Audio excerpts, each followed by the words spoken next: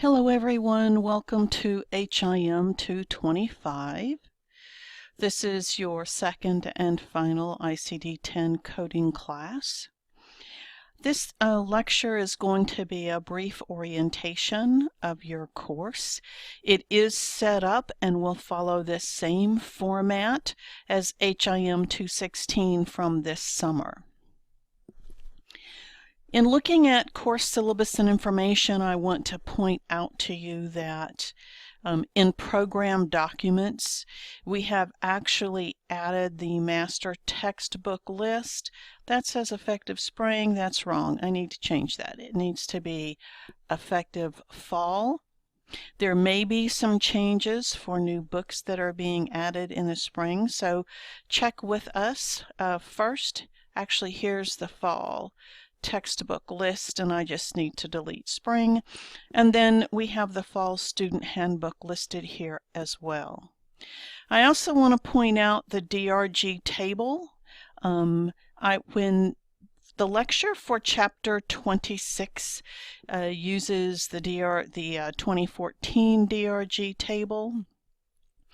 However, when you are answering the questions for that lecture, you will want to come in and open this 2017 DRG table.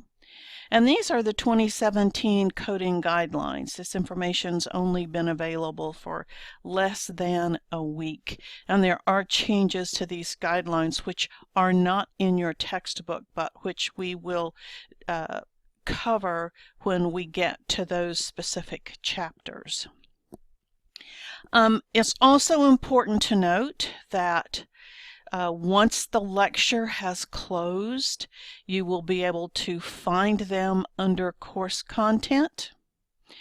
And when you're listening to these lectures, they are going to tell you that they are for HIM 216. They are not. They're for HIM 225. We had a change in the course. And the first lecture does reference the textbook from 2014.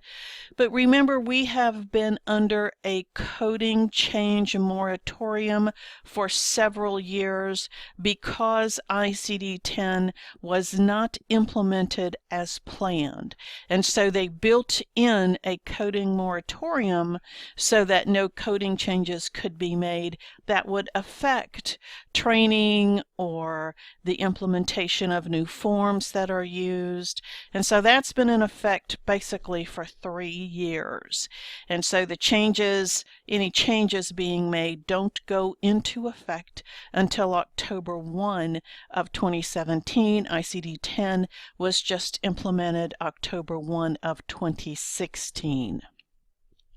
And so the book that we're using is a 2016 book because the 2017 book is not even available yet.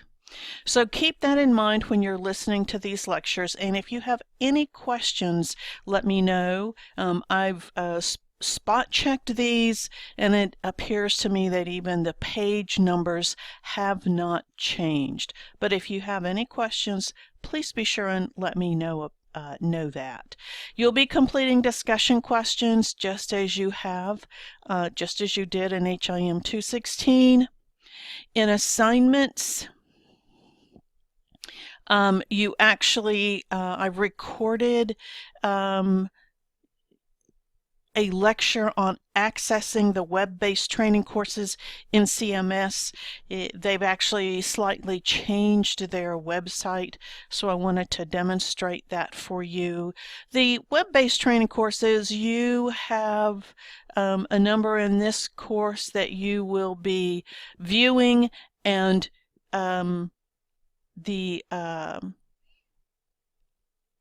will update the links, but CMS changes these links regularly.